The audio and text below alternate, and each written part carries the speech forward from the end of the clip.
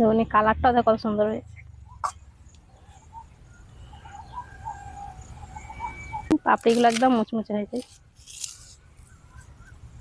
Tomato কুচি, সবশেষে দিয়ে দিয়েছি একটু লেবুর রস।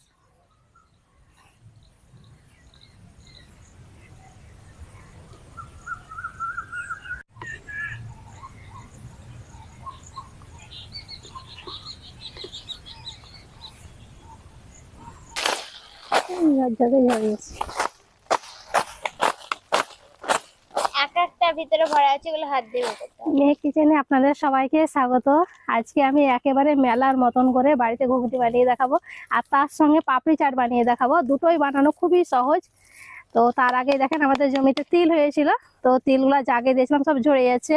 তো প্রচুর মেঘ উঠেছে, তো ভাবছি তিলগুলো আগে ঝরিয়ে নিই, তারপর রেসিপিটা বানাবো।